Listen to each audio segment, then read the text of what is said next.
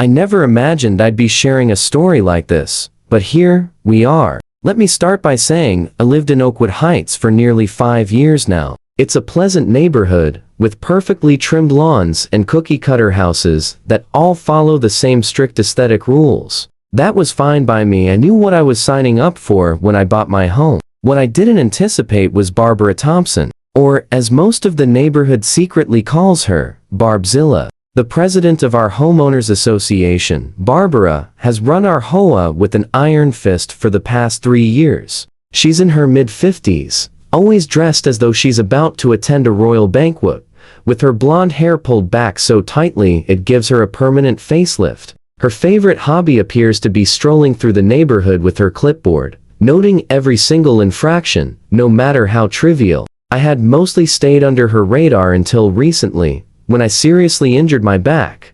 I had slipped on some water in my kitchen, resulting in a herniated disc that required surgery. Recovery has been slow and painful, and my doctor arranged for a visiting nurse to come to my home 3 times a week to assist with physical therapy and wound care. Trouble began on a Tuesday afternoon when my nurse, Sarah, arrived for her usual visit. Sarah is incredible professional, kind, and highly skilled. She usually parks in my driveway and spends about an hour with me. On this particular day, I was in the middle of my exercises when the doorbell rang incessantly, as if someone were trying to rip it from the wall. I hobbled to the door, still wincing from my exercises, and found Barbara standing there, clipboard in hand, wearing a skull sharp enough to curdle milk. "Excuse me," she said, her tone anything but apologetic. "But there's an unauthorized vehicle in your driveway." I blinked at her, confused. "That's my nurse's car. She's here to help me recover from surgery." Barbara's eyebrows shot up so high, they almost disappeared into her hairline. "Well, according to HOA Regulation 7.4.2, commercial vehicles are not allowed to park in residential driveways during daylight hours." I took a deep breath, trying to stay calm. "Barbara, it's not a commercial vehicle. It's her personal car, and she's a licensed medical professional providing necessary care." She smirked triumphantly. "It has a small logo on the door for her company. That makes it commercial. She needs to move it immediately, or you'll be fined $100 per day." At that moment, Sarah came to the door, concerned. "Is everything okay?" she asked, glancing between Barbara and me. Barbara turned to Sarah, dripping with condescension. "You need to move your vehicle immediately. You're violating HOA regulations." Sarah, ever professional, smiled politely. "I'm in the middle of providing medical care. I'll be finished in about 30 minutes, and then I'll leave." Barbara's face flushed an alarming shade of red. "I don't care what you're doing. Rules are rules. Move it now, or I'm calling a tow truck." I had reached my limit. "Barbara, please be reasonable. Sarah is here to help me recover. She'll be gone soon." "Reasonable?" she sputtered, her voice rising to a pitch only dogs could hear. "I am being perfectly reasonable. Rules apply to everyone. No exceptions." I tried to explain that there were exceptions for medical care providers in the HOA bylaws rules I had checked before arranging for home care, but Barbara would not hear it. She spun on her heel, stomping off my porch while dialing on her phone. Sarah looked at me nervously. "Should I move my car? I don't want to cause trouble." "Absolutely not," I assured her. "You're providing medical care and are legally allowed to be here. Let's continue with my therapy." We went back inside, and Sarah resumed my session, though I could tell she was uneasy. About 15 minutes later, I heard the unmistakable sound of a tow truck backing into my driveway. I couldn't believe Barbara had actually called one. I limped outside as fast as my back would allow, just in time to see a burly man hooking up to Sarah's car. Barbara stood nearby, arms crossed, with a smug grin plastered across her face. "Stop," I called out, wincing from the sudden movement. "You can't tow this vehicle. It belongs to a medical professional providing care right now." The tow truck driver looked between Barbara and me, and Barbara looked uncertainly. "Lady said it's an unauthorized commercial vehicle," he said with a shrug. "It's my nurse's car," I explained, keeping my voice steady despite my anger. "She's inside helping me recover from back surgery. Check the HOA bylaws." Section 12.3 explicitly exempts vehicles of healthcare workers providing in-home care from restrictions, Barbara scoffed. That's ridiculous. There's no such exemption. I was prepared. I had printed the relevant section of the bylaws after my surgery, anticipating potential trouble. I asked the tow truck driver to wait while I carefully retrieved the document. When I returned and handed it to him, he read it, then nodded. Yep, says right here that medical professionals are exempt while providing care. He began unhooking Sarah's car. Sorry for the trouble. Man, I said. Barbara snatched the paper from his hands, reading with growing fury. This must be outdated. She shrieked. I never approved this exemption. It was approved before you became president, Barbara, I explained calmly. It's been in the bylaws for years. The tow truck driver, clearly uncomfortable, got back into his vehicle. I can't tow a legally parked car, he said. Call the company again if you sort this out. And with that, he drove off. I thought it was over, but I had severely underestimated Barbara's determination. Her face contorted with rage as she watched the tow truck leave. This isn't over, she hissed before storming down the street. I returned inside, exhausted. Sarah looked concerned, but resumed my treatment. Don't worry about her, I said. She's all bark and no bite. Oh, how wrong I was. When Sarah returned for her next session 2 days later, Barbara was already waiting. She had planted herself in a lawn chair directly across from my house, as if she were settling in to watch a show. The moment Sarah pulled into my driveway, Barbara sprang to her feet, marching over with her clipboard. I opened the door before she could ring the bell, determined to preempt another confrontation. Barbara, we've already been through this, I said firmly. Sarah is allowed to park here while providing medical care. Barbara ignored me entirely, focusing on Sarah. I've reviewed the bylaws more carefully, she said with a smug smile. While healthcare workers are exempt from the commercial vehicle restriction, they are not exempt from the visitor parking time limit of 45 minutes. Your sessions last an hour. That's a violation. I couldn't believe what I was hearing. Barbara, are you seriously going to nitpick over 15 minutes? This is medical care we're talking about.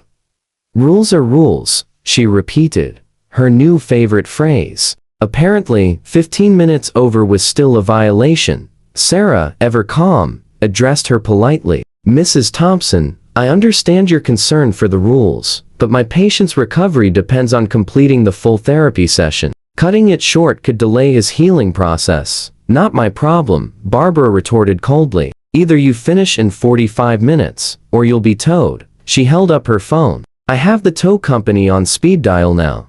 I was about to argue further when Sarah gently touched my arm. Let's go inside and start your therapy, she said quietly. Getting upset won't help your recovery. She was right. Reluctantly, I went back inside with her, but I couldn't concentrate on my exercises. Too distracted by the thought of Barbara outside, watching like a predator. 40 minutes into the session, the doorbell rang again. When I answered, Barbara was tapping her watch. 5 minutes left, she announced with undisguised glee. That's when I finally lost my cool. Barbara, this is harassment. You are interfering with medical care, which could actually be illegal. Her eyes widened briefly before narrowing again. Don't threaten me. I'm just enforcing the rules everyone agreed to when they moved here.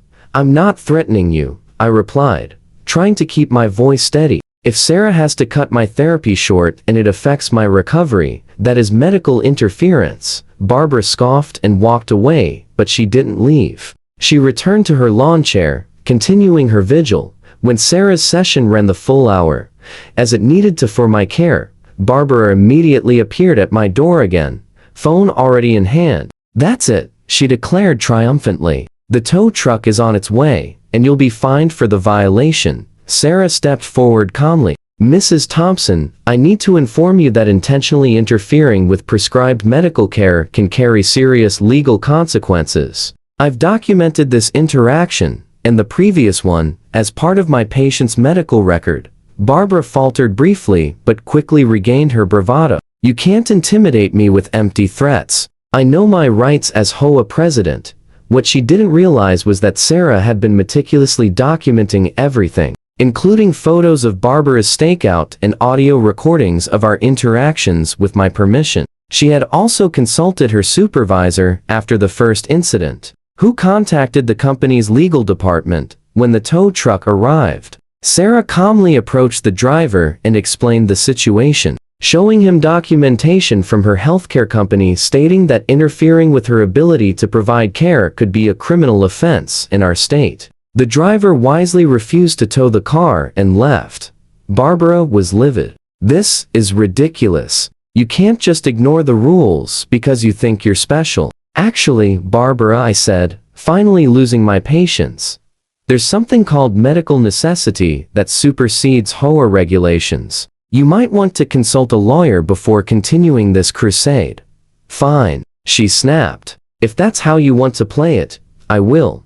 The next few days were blissfully quiet. I hoped she had finally seen reason, or at least realized she was on thin legal ice. But then Monday arrived, and with it, another visit from Sarah. This time, Barbara had escalated matters alarmingly. She had recruited 2 other HOA board members to join her. Watch. The moment Sarah pulled into my driveway, Barbara physically blocked her path to the front door. "You are trespassing on HOA property," she declared loudly, even though we were clearly on my private property. "Leave immediately." Sarah attempted to step around her. "Ma'am, I'm here to provide medical care. Please step aside." That's when Barbara did the unthinkable. She put her hands on Sarah's shoulders and pushed her back. "You are not welcome here during business hours." I shouted from my window, immediately calling 911. "The president of my HOA just assaulted my nurse and is preventing her from providing medical care."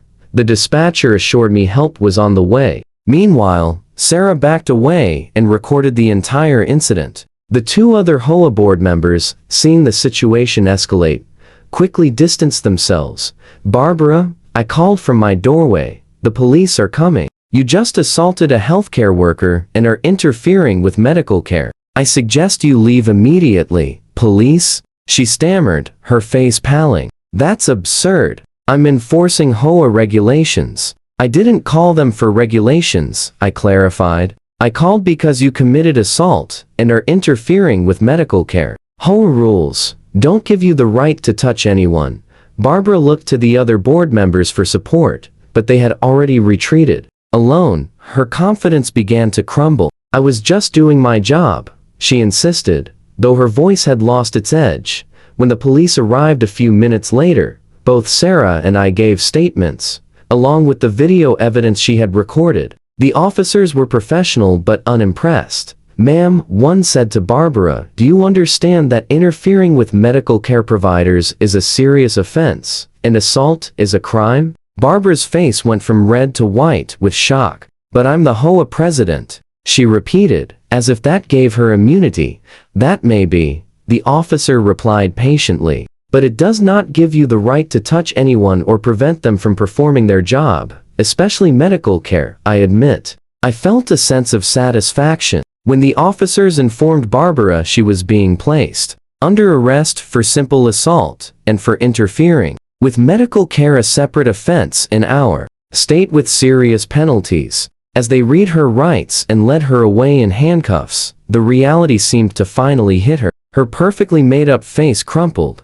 "This is outrageous," she cried. "Do you know how much I've done for this community? I was just enforcing the rules." The aftermath was swift. Barbara was charged with simple assault, a misdemeanor carrying up to a year in jail, and interfering with medical care, a Class E felony in our state, with potential penalties of 1 to 6 years in prison and fines up to $3,000. While released on bail, the judge issued a restraining order preventing her from coming within 50 feet of Sarah. The emergency HOA meeting the following week, Barbara arrived looking nothing like her usual polished self. Her hair was limp, her clothes wrinkled, and the smug expression she normally wore was replaced by barely concealed panic.